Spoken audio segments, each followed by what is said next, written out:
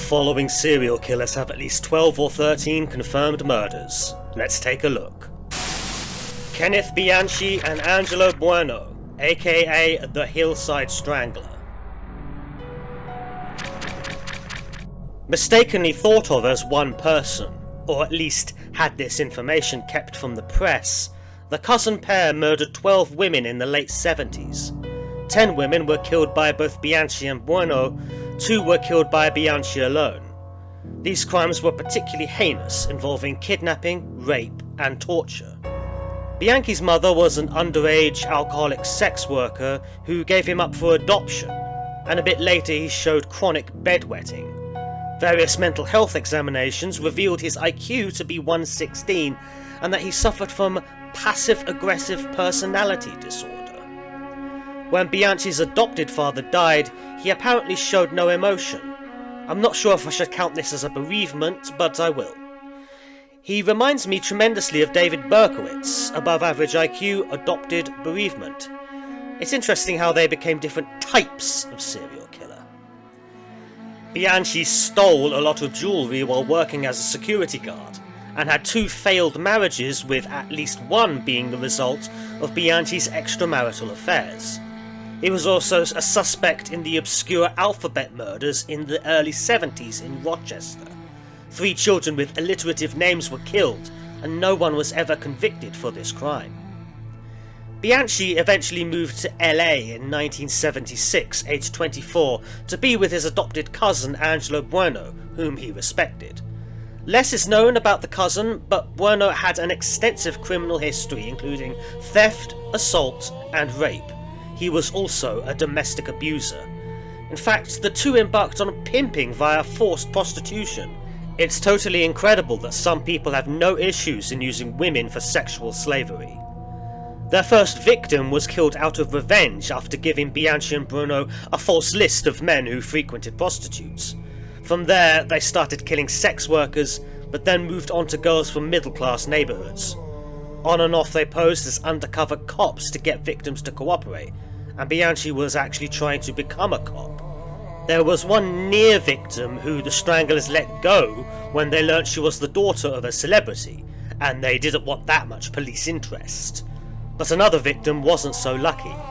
She was only aged 12, and for the purpose of this project, that age is considered a prepubescent child.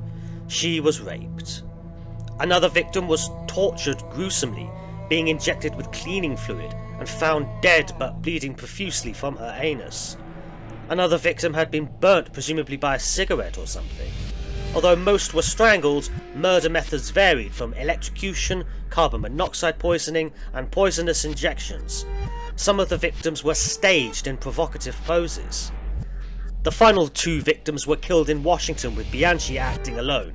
He left enough evidence for the police to find him. Bianchi testified against his cousin, and this weirdly means he might be eligible for parole. He's still got life, and it's unlikely they'll let him out. Bianchi tried to fake insanity and was quite convincing thanks to his research, but ultimately it didn't work. Once again, I'm reminded of David Berkowitz. Bianchi was diagnosed, this time with antisocial personality disorder and sexual sadism. But Bianchi wasn't done yet. While in prison, Bianchi befriended a woman named Veronica Compton, who comes from a background nearly as horrific as Eileen Warnos. Under Bianchi's orders, Compton actually attempted to strangle another woman in an attempt to prove the killer was still at large. The plan didn't work, and Compton went to prison where she met Carol Bundy, and even escaped at one point. She feels like the anti-hero of another story, but for now her ignoble story ends there. Buono even married a supervisor involved in an employment program. I guess he really was a ladies' man. Hybristophilia is a strange phenomena. There's even more odd connections to this case. Rodney Alcala was once interrogated in connection with the Hillside Strangler due to his record, but was cleared. One of Alcala's real victims was thought to be from the Hillside Strangler. Years later, a court Richard Ramirez was somewhat placated when he was told he was in the same jail cell as the one that held Bianchi. And the arresting officer was the same man, Frank Salerno, and heroes don't get much bigger than him. I plea bargained to escape the death penalty. Arthur Shawcross, aka the Genesee River Killer. Shawcross killed 12 to 14 people over a period of about 18 years, and most of that was spent in prison. From his childhood, it appears he was a chronic bedwetter. He started fires and claims he was sexually abused by his mother, and may well have had sex with his sister. He was also a bully in school and had a father in the military. Furthermore, Shawcross sustained multiple head injuries throughout his lifetime. Although reports of his intelligence and academic performance vary, I ultimately get the impression he had below average intelligence. When Shawcross was 21, he was drafted into the United States Army, but never saw combat, despite some outlandish lies he told about his time in Vietnam. The army psychiatrist said he suffered from pyrophilia, which I've not seen since Otis Toole. Shawcross also had XYY syndrome. After his discharge, he continued starting fires and committing burglary, but then in the early 70s, Shawcross raped and killed 2 children, one male, one female. After serving 14 years, there was some controversy about his confession and whether or not the crime was manslaughter, and he was granted early release. This was against the recommendation of the prison psychiatrist, who described Shawcross as a schizoid psychopath, but I don't think that's an official diagnosis. After some run-ins with the locals, Shawcross's third marriage failed and he murdered about 12 prostitutes in Rochester, New York. He was caught after returning to the scene of the crime and tried to feign insanity, but his long reputation for telling so many lies caught up with him, and Robert Ressler himself weighed in on this nonsense. It calls into question much of what Shawcross has told us about his past. Shawcross also got married in prison. At the time of writing, there's an outrage over the fact that British serial killer Levi Belfield is trying to get married in prison. Sadly, it's a very common occurrence courtesy of Ebristophiliacs. As far as I know, Shawcross didn't exploit this relationship like others have. I'm amazed how many recurring tabs have come up in this case. I'm considering adding pathological lying and returning to the scene of the crime to the list, but I think that might be too numerous in the first case and too debatable in the second. I don't have a conscience. I don't have remorse for anything. John Bunting and accomplices, aka the Snowtown murderers. Back in Australia, we now cover one of the more frightening and notorious cases of the 90s. This is effectively a small ring of criminals that killed 12 people they thought were paedophiles or gay or trans, and soon they killed anyone their leader John Bunting didn't like. There's evidence of exceptionally brutal torture. Bunting himself claimed he was beaten and sexually abused by a man, thus causing his hatred of paedophiles and gay people. He also worked at an abattoir, so I'm not sure if I can tag him as an adult sadist or not. There is also evidence Bunting was interested in weapons and Nazism from a young age. Besides Bunting, there was Robert Wagner, James Vlasakas, and at least one other person who helped dispose of the bodies. But outside of Bunting, there's not much information on the other perpetrators. Bunting had no sense of smell, which likely helped him over his crime spree. They also profited from the crime spree via selling belongings and cashing Social Security. They made a recording of at least one of their victims being tortured to death, and not since the Toolbox Killers has torture this extensive and vicious been documented. There's uncorroborated evidence cannibalism was involved as well.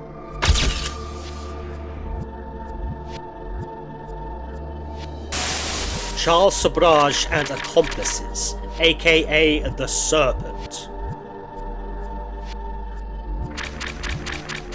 We now take a look at one of the most fascinating serial killers. Sobhraj killed 12 to 30 tourists in Asia, mostly for financial reasons.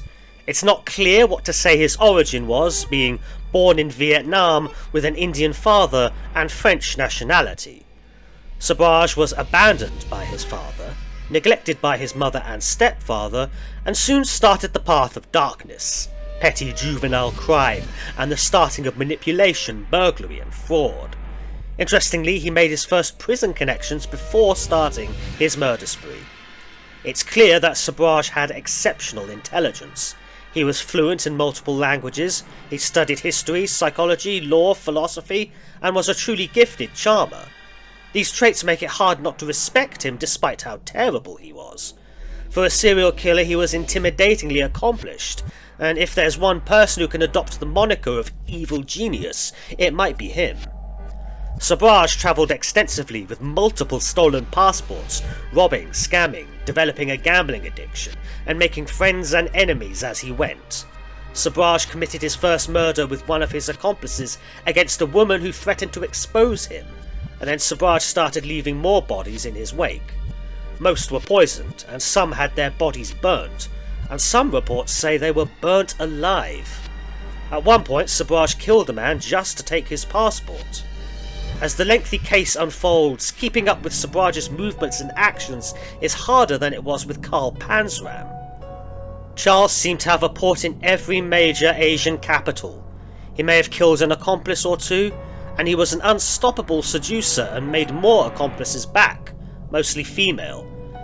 Sobhraj was caught after a failed drugging plot to steal yet more valuables from some French tourists, and was charged for murder and went to prison for a while, but he was still wanted in other countries. He extended his own prison terms via a ludicrous stunt and escaping prison, allowing himself to be recaptured and having his sentence increased to simply wait out the statute of limitations other jurisdictions had on him.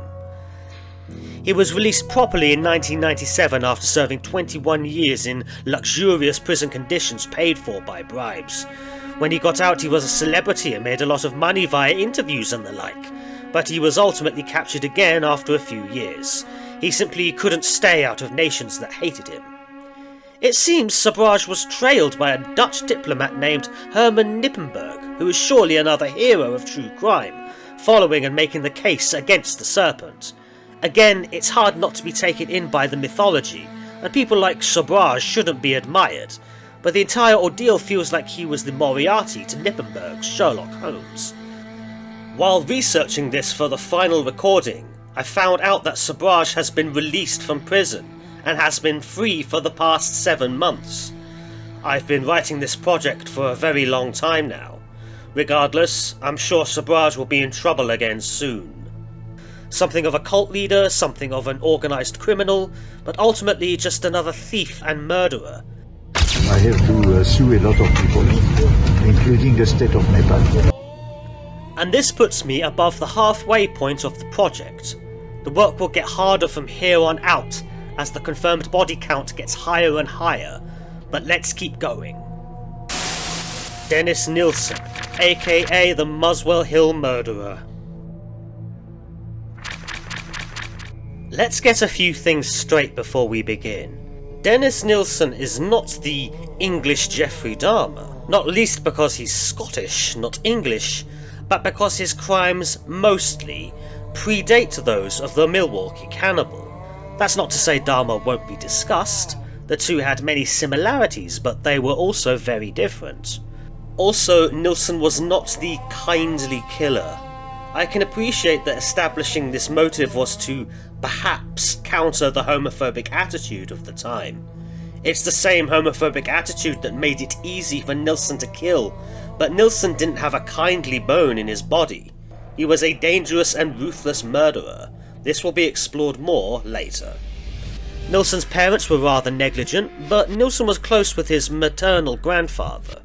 When Nilsen was 6, his grandfather passed away, and his mother perhaps didn't prepare Nilsen for the sight of his dead grandfather. This was a sight that left a lasting impression on the young boy. As he grew older, Nilsen thought joining the army was a good way to escape poverty, and he enlisted. He served in the army as a chef for several years, and kept his homosexual nature a secret. Unlike other serial killers who served in the armed forces, and even though he was just a cook, Nilsen did see a little combat, beating a would-be kidnapper unconscious whilst touring in Yemen, and his fantasy life grew and grew. The painting The Raft of the Medusa by Theodore Géricault was described as something of an erotic inspiration, and it won't be the last time we see Nilsen's pretensions to culture. Regardless, it's likely the work depicts and foreshadows quite well what Nilsen would eventually do. But as for now, his 11 years in the army drew to an end, and his sexuality was kept tightly under wraps despite a feud with his family. Nilsen moved to London and joined the police force. During this time he drank excessively and started to explore his sexuality honestly. He eventually quit the police, worked briefly as a security guard, then joined the civil service. After a few more miserable years, Nilsen started killing. He killed 12 to 16 young men in the late 70s and early 80s. He enjoyed keeping the bodies, posing them, talking to them, holding them until decomposition became too great. He even put makeup on the cadavers to hide any blemishes. Unlike Dahmer, he claims to have never had sex directly with the bodies, and I actually believe him. He probably wasn't a necrophile in the truest sense. Nilsen later brought a camera to take photos of the men he killed and posed. Dahmer also took photos. Nilsen's staging was very different to the kind done by Alcala or Rolling. It wasn't for the police's shock, but for Nilsen's own fascination. The bodies would eventually be disposed of in bonfires after being stored under the floorboards. Many of his victims have never been identified, a testament to how carefully he selected victims he knew no one would miss. Nilsen actually spared some of his victims for various reasons, but they either didn't come forward or weren't taken seriously by law enforcement. This reminds me of that incident with Jeffrey Dahmer. It's also worth noting both of these men had problems with alcohol. Nilsen did boil and flay some bodies but never ate any of them, and Dahmer may have crossed racial lines almost every time, but as far as I know all of Nilsen's victims were white. After moving to a flat and killing a few more men, the drains of the property became blocked after Nilsen tried flushing the remains down the toilets. It was Nilsen who called the council to have them clear the mess, which is a strange mistake by him and lends itself to the idea that at least some serial killers subconsciously want to get caught. He was arrested soon after. Nilsen didn't seem to understand his motive for killing. Many other killers like Bobby Joe Long also seem to lack that insight, so it's probably not that uncommon. After some bad behaviour which ultimately got him in solitary confinement, Nilsen was subject to psychiatric evaluation. Some of the reports are ambiguous, but one stands out, diagnosing Nilsen with narcissistic personality disorder and borderline personality disorder. The narcissism seems very likely.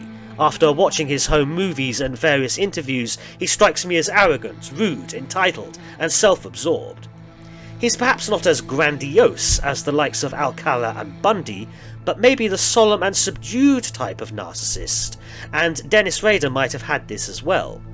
Some psychopathic variant of covert narcissist, or compensatory narcissist, or even shy narcissist, depending on who you read. That's a rabbit hole that really should be explored, but it's so very deep. The borderline personality disorder diagnosis can also be supported, but a key feature of BPD is emotional dysregulation, yet Nilsen was often quite calm and even emotionless, if rather brisk. Jeffrey Dahmer was also a diagnosed borderline, and emotional lability is even harder to visualize with him. He often seemed like he had no emotions at all. I know very little about the finer aspects of mental health or about these kinds of killers, but in both of them we see this twisted desire for companionship, psychopaths trying to feel a human connection that they are incapable of having. Maybe serial killers view murder and or even rape and torture as some kind of intimacy substitute, like an alien that doesn't really understand that what they're doing is horrifying and devastating upon another person. This is a very controversial line of inquiry that someone like me can't do justice for. If there is an impossible desire for membership into the human race, it's behind a dark and predatory pathology, one I don't think we'll ever truly understand. On a weekend I would sort of pull out the floorboards and start this section. Fred West and Rosemary West. As has been stated before, When it comes to serial killer duos, one is usually dominating and the other submissive. Sometimes they're fairly equal, and sometimes the disparity in this dynamic is very great. And it's no greater when the duo is male and female, i.e. the female is almost always the submissive. I say almost because of this case. Husband and wife serial killer couple Fred and Rose West killed between 12 and 20 women, including their own children. But by many accounts of survivors and witnesses, it's the female of this duo that was more dangerous. And that's saying something when we consider Fred. His background is something of an enigma. He professes some serial killer upbringing elements, including being molested by his own mother, but this has been disputed by other members of his family, and other sources saying he was a mummy's boy.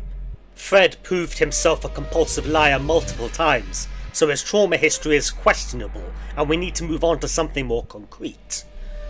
By all accounts, he was an unintelligent man, with some placing his IQ in the low 80s. He raped his younger sister, and was incredulous how serious that act is. His family disowned him after that. From here, the victims and other family members, and to whom they are blood related to, gets complicated in this case. Fred's first wife was named Catherine Bernadette Costello, or possibly Rena. Rena has a child from a previous relationship called Charmaine. Charmaine was Fred's stepdaughter. Rena then birthed Fred's first biological daughter, Anna Marie. Rena and Fred both committed adultery on each other, and Fred was physically abusive. There's quite a lot of drama involving the nanny and another teenage girl called Annie McFall, and there was an instance where Fred got beaten up by his wife's partner, and then he accidentally killed a child with his ice cream van. The early days are an absolute mess. In 1967, that same teenage girl, Annie McFall, disappeared. She was 8 months pregnant via Fred at the time. Her remains were found decades later. Ultimately, Rena and Fred separated, and due to Rena's criminal convictions, Fred got custody of his daughter Anna Marie and stepdaughter Charmaine. Fred then met Rose. Born in 1953, Rose was only 15 when she met Fred, but her life had already been a challenge. Her mother was a major depressive, and her father was a paranoid schizophrenic who repeatedly molested Rose and her sister. It's also reported that Rose molested her younger brother. Hypersexuality is common amongst children who are abused, but with Rose I get a sense of nymphomania. The two hit it off. Rose's father wasn't very impressed and in a stunning move of hypocrisy threatened to call social services. I had never considered the jealous component to incest. Many accounts say Rose was also unintelligent, even being called Dozy Rosie, but she doesn't strike me as overtly dumb like Fred was. In 1917, when Rose wasn't even 18, she gave birth to her first child, Heather Ann. Heather's father may have been Rose's own father and not Fred, but I don't think we'll ever know for sure. Fred got himself imprisoned during this time, leaving Rose with 3 little girls. What happened next is characteristically unclear, but the most likely scenario is Rose killed Charmaine before Fred was released. Rose told everyone Charmaine had gone back to live with her mother Rena. Rena herself would be killed by Fred so as not to alert anyone. And so the couple knew what each other was capable of. Rose was pregnant again with May-June. Fred and Rose were formally married, and they moved into a council property called 25 Cromwell Street. Rose started working as a prostitute and slept with male and female lodgers. Rose was rather sadistic to women she slept with, and was also cruel to her own children. By this time, she'd birthed a son named Stephen. The children maintain Rose was the particularly nasty one. She attacked them with knives, and once tried attacking Fred after a fight. While she worked as a prostitute, Fred would spy on her. To have a quick aside, I don't think Fred was a cuck in that sense. I get the impression this is about sexual trashing and going beyond the limits, unboundaried and depraved. Rose's father even came back to have sex with his daughter. When Anne-Marie was 8, she was raped by Fred with Rose's encouragement. Anne-Marie's horror continued with humiliation, pain, and soon she was being pimped out at age 13. The nanny was also raped by both of the Wests and kidnapped before escaping and reporting the crime. But the charges were not pressed, and the nanny attempted suicide. By this point, Rose had nearly a dozen children, with some being from her clients. I assume Fred viewed the kids that were not his as a grim, long-term investment. Interestingly, Rose always controlled the household finances, which is not something a typical controlling, abusive husband would let his wife do. Over the next few years, more and more women went missing, some of them whilst hitchhiking. They were kidnapped and put into the cellar of 25 Cromwell Street, raped, tortured and murdered. Finger bones were kept as trophies, cut off as a means of torture. Fingernails pulled out, mutilation, cigarettes stubbed out, and likely acts of necrophilia on the dead bodies. Most were killed in the 70s, and Fred molested his daughters repeatedly for years.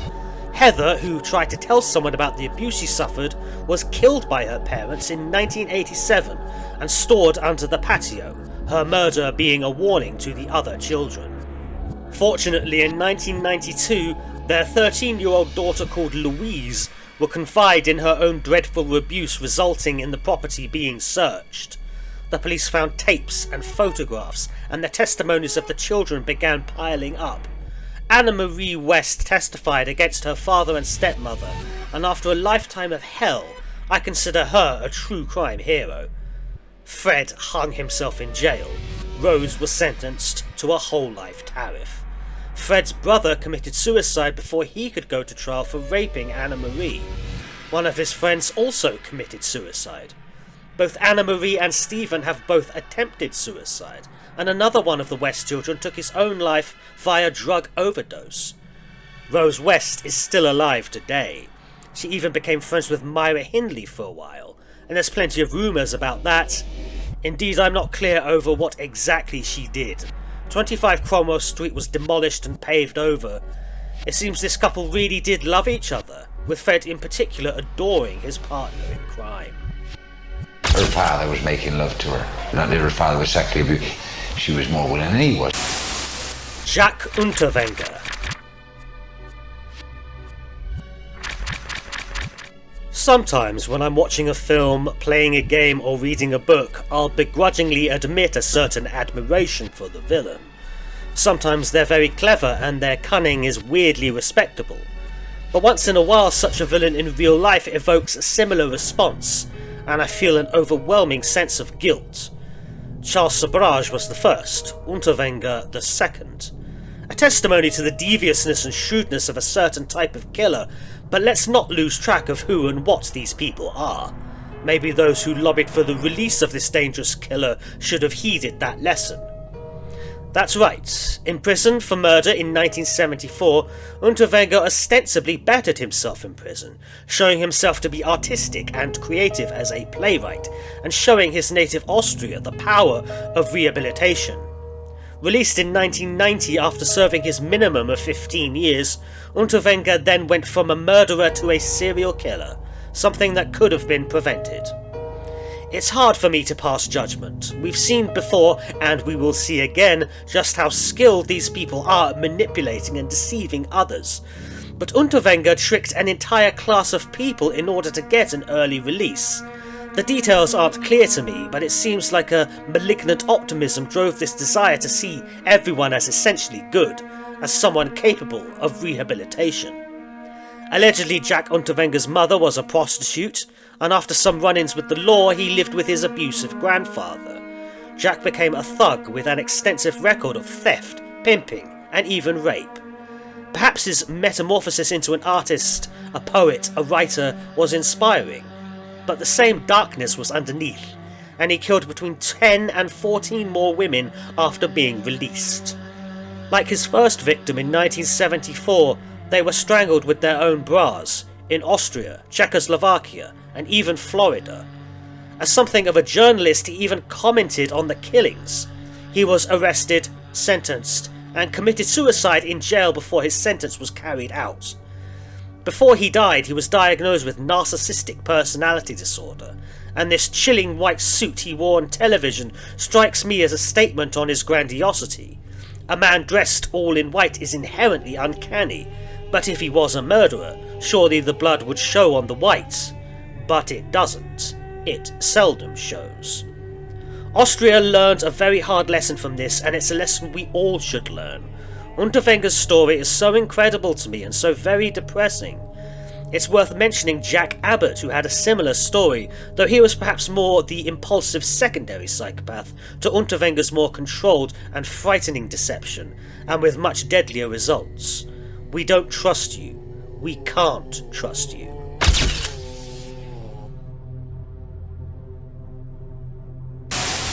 Peter Sutcliffe, aka the Yorkshire Ripper. It seems this chapter contains a lot of the UK's worst.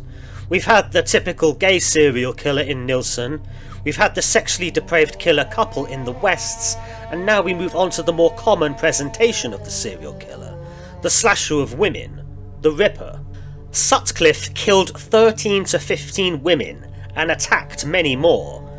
He always attacked in a blitz-like assault of fury and steel, and often left a grisly scene. His first kill was in 1975 against Wilma McCann, a local prostitute. She had 4 children and the oldest was 7 years old. In 2007 that eldest daughter took her own life, unable to go on with endless grief. The police case was very poorly handled. I'm not interested in attacking the police dealing with someone so malevolent and unknowable, but it does seem many grave errors plagued this case. Details given by the few survivors were ignored, some evidence, including an infamous £5 note, wasn't followed up on, and most infamously a faux recording sent to the police of the killer's voice was taken too seriously. The hoax was made by a man with a Geordie accent. Sutcliffe did not have this accent, but the police took the joke very seriously. I've heard that Robert Ressler himself tried to warn the police that it was a hoax, but they didn't listen. Sutcliffe was even interviewed perhaps 9 separate times, but was cleared because he didn't speak in that accent.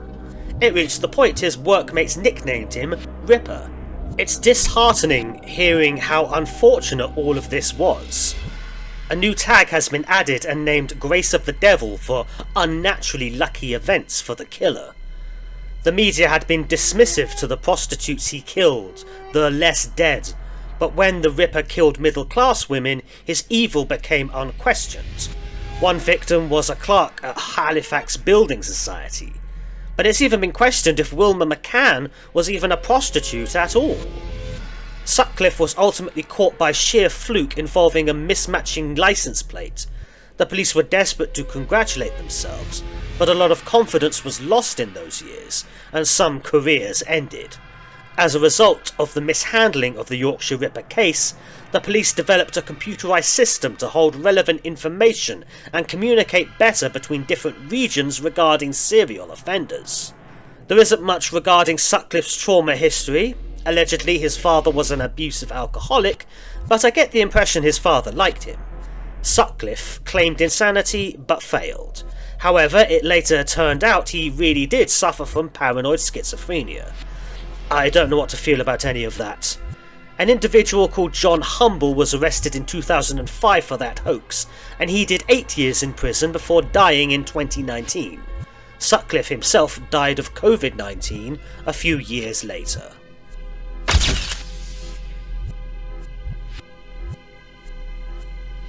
We're past the halfway point of this project now, and we've seen a lot, but it's not over.